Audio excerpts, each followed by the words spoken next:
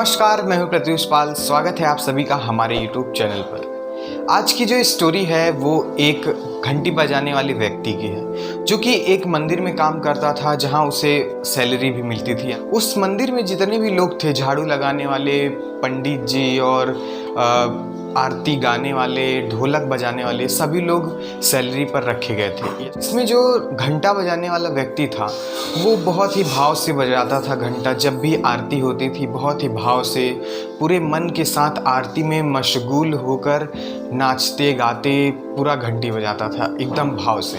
जो भी व्यक्ति आरती में सम्मिलित होते थे वो भगवान के दर्शन के साथ साथ उस व्यक्ति के भाव का भी दर्शन करते थे।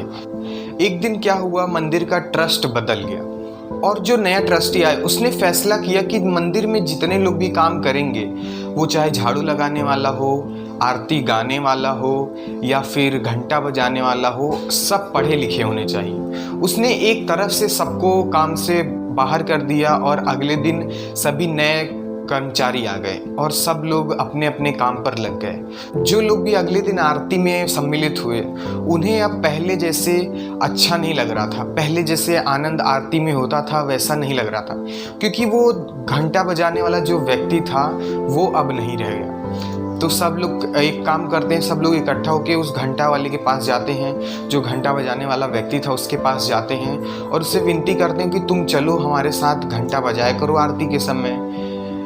तो घंटा बजाने वाला जो व्यक्ति होता है वो बोलता है, अब मैं कैसे जाऊं?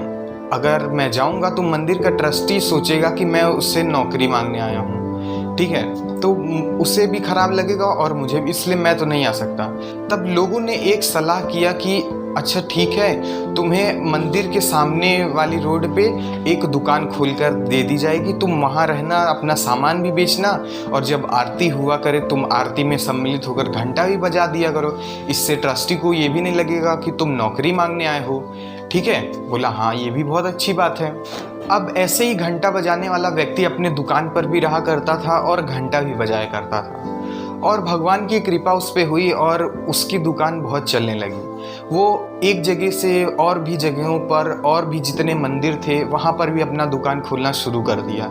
ऐसे ऐसे करते करते उसके बहुत सारे शहर में जितने भी मंदिर थे हर जगह एक एक दुकान हो गई और धीरे धीरे उसने गोदाम बना लिया और इकट्ठा माल ले आकर बेचने लगा और भी दुकानदारों को देने लगा माल।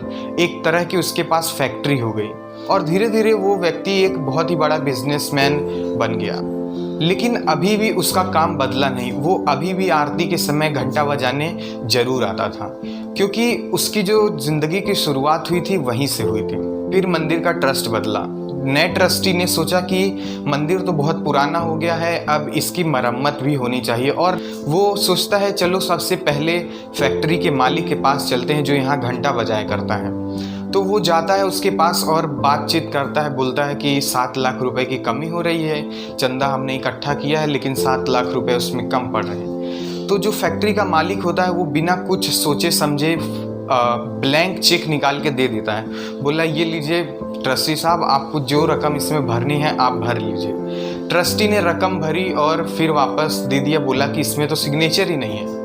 तो जो फैक्ट्री का मालिक होता है वो बोलता है सिग्नेचर करना तो मुझे आता नहीं, चलो अंगूठे से ही काम चला लूँ क्योंकि मैं पढ़ा लिखा नहीं। तो जो ट्रस्टी होता है वो काफ़ी सोच में पड़ जाता है और बोलता है जिस प्रकार आप पढ़े लिखे नहीं हैं तो भी आप इतने बड़े बिजनेसमैन हैं, अगर आप पढ़े लिखे होते तो आप कितने बड़े बिजनेसमैन होते। तो फैक्ट्री के मालिक ने कहा नहीं भाई, अगर मैं पढ़ा लिखा होता तो मैं आज भी उस मंदिर में घंटा ही बजा रहा होता। इस कहानी से हमें सीखने को क्या मिलता है?